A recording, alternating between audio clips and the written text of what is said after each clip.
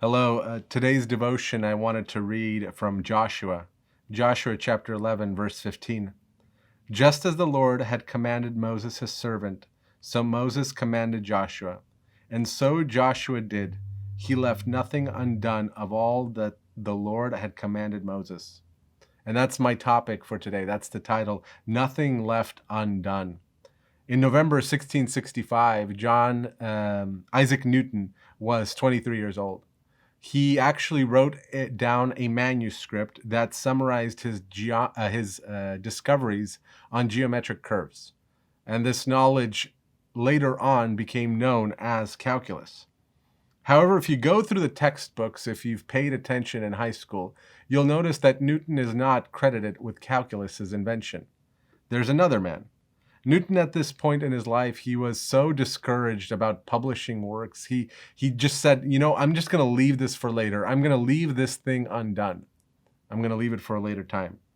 His revolutionary concept, his revolutionary discovery didn't really bother him or concern him in the moment.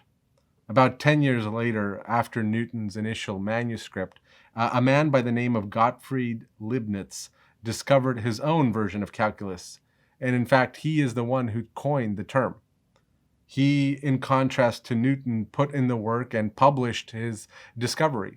He made it well known. He distributed among scholars so that they could continue expanding their math of knowledge.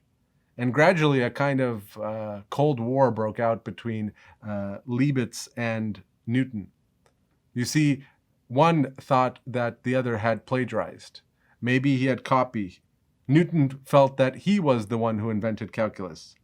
But Leibniz's unique contributions to calculus were recognized. He had gone about his invention in a completely different way. So he was recognized for the discovery that he made and published ahead of Newton's publishing. The Bible gives us an imperfect example of what happens when nothing is left undone, like in this case. You see, Newton, he left something undone. He had an opportunity to add one more accolade, to add one more discovery to his belt. Now, for us, we oftentimes don't have a bunch of accolades and a bunch of discoveries to add, but we do have a lot of things that are left undone. Joshua's example, though, shows us what happens when you don't leave things undone. Joshua did everything that he was commanded by Moses. He was the one to lead Israel into the promised land. He set everything up. He distributed the land. He figured out who was going to go to war with whom, who was going to battle, who's going to fight, what city we were going to take. He set up Israel in the perfect position so that throughout the generations, granted, there were a few steps back throughout that time, but that they could conquer the land that they were promised, that they could conquer it in the time of David, that they could expand it in the time of Solomon. That was the work that Joshua had done. He left nothing undone. And this is something that strikes me especially close to home. There's lots of things that I regularly leave undone. I squander the opportunities that God gives me. I don't act faithfully in the things that are my responsibility. And my personality, my natural personality is, I'll do this later. It'll be fine. This can wait. It's good enough is the call of my sinful man. This thing that I did, it's good enough. I didn't bring it to completion. I didn't finish this project. I got 90% of the way there and I can stop. I'll finish this later. I got 90% done. Isn't that enough? And Joshua's example shows that it is not. Don't leave anything undone. Don't leave anything in a state of limbo. And we naturally want to do that. We get this burst of encouragement, we get this burst of motivation, and we say, I'm going to work on this. And sure enough, we do. We pick a new project, we buy all the equipment, we do everything that's necessary, and then we start. And then something breaks our focus, breaks our attention. Maybe we run out of time in that day, and the following day it's just not the same.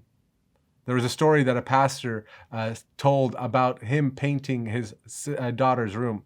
She had been asking him for years to paint her room pink. And he said, I'll do it, I'll do it, I'll do it. In fact, he went so far as to collect all of the resources. He got the paintbrushes, he got the paint, he got the rollers, he got the mats, he got the paper, he got the tape. Everything was ready and sitting in the room, and yet he didn't use it. And then one day, he had this thought come to him. He realized, wait a second, my daughter is getting older every single day. And I promised her this thing. I said I would leave this thing done for her. And yet it is undone. And that day he went in and he started on the room. He painted the entire thing. He painted it a bright pink color just the way his daughter wanted it. And the joy that his daughter expressed when she walked into the room to see her dad painting cannot be described. She ran to her mom and she says, Mom, Dad is finally painting my room. I'm finally going to have that room that I wanted, that color that I wanted. And he finished the project. He left his project done and completed. So the question is for you, what things is God calling you to make done, to complete, to draw to a conclusion? What opportunities might you be squandering by not doing that? What are you being unfaithful to in your calling or in your responsibilities? What are the things that you have left undone? Dedicate yourself to complete what God has assigned to you. Seek to be faithful servants. Our calling is to do the things that God calls us. Not 90%, not 95%, but 100%. Complete them, do them. May God encourage you in this week to find out those things that you've left undone. And like Joshua, to do all of them. Amen. Take care, and I'll see you next week.